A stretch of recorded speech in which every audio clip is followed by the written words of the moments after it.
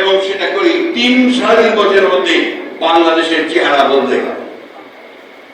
যে নিক্সন বলেছেন যে বাংলাদেশ একটা বটমলেস বাস্কেট, সেই আমেরিকা বললো যে বাংলাদেশ এখন একটা সম্ভাবনাময় দেশ। এই কথাটা আমাদের মনে রাখতে হবে, জানতে হবে বারবার। দেশনেত্রী বেগম খালেদা জিয়া তিনি প্রেসিডেন্সিয়াল ফর্ম অফ গভর্নমেন্ট থেকে পার্লামেন্টারি ফর্ম অফ গভর্নমেন্টে নিয়ে গেলেন। 9 বছর এই যারা বসে আছেন তারা দেশনেত্রীর সঙ্গে লড়াই করেছেন, রাস্তায় জেল খেটেছেন একইভাবে স্বৈরাচারকে দূর করার জন্য।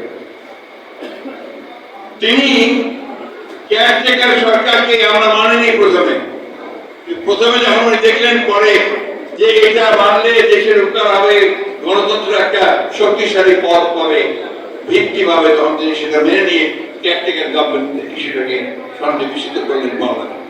যার ফলে 3টে ইলেকশন হয়েছে, যে ইলেকশনগুলো নিয়ে কোনো প্রশ্ন নেই, মানুষ তার ভোটের অধিকারটাকে নিশ্চিত করেছে।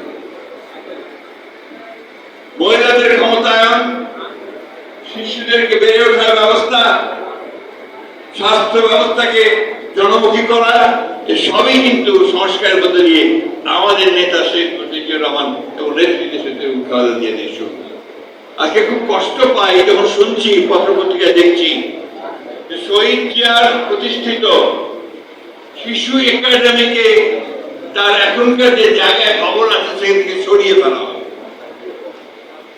আমি স্টেটমেন্ট দিয়েছি, আমি আজকে আবার অনুরোধ করব, আমি শুনেছি এটা নাকি হাইকোর্টের জায়গা, যারই জায়গা হোক, শহীদ প্রেসিডেন্ট জিয়া রহমান সকলের মতামত নিয়ে সেদিন আমাদের শিশুদের বিকশিত করবার জন্য এই শিশু একাডেমি স্থাপন করেছিলেন। ওইখানে সারা বাংলাদেশে শিশু একাডেমি আছে।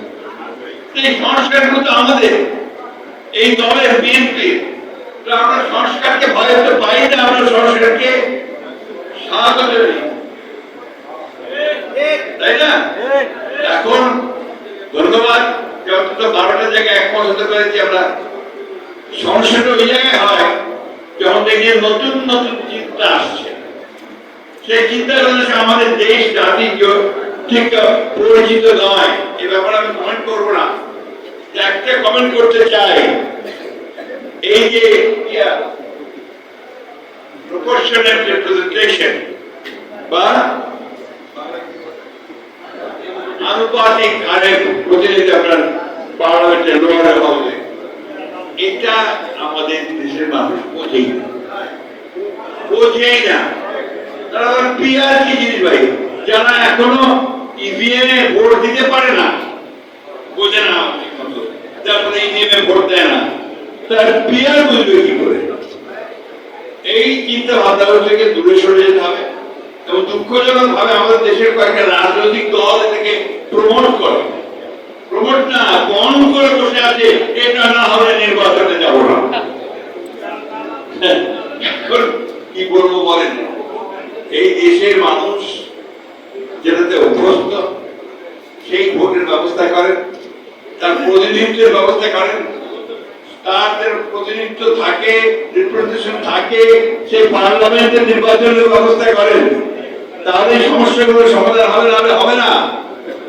বাইরে থেকে এসে বসে বা কাউকে আপনার নতুন নতুন চিন্তা ভাবনা দিয়ে কিন্তু দেশের সমস্যা সমাধান করা যাবে না।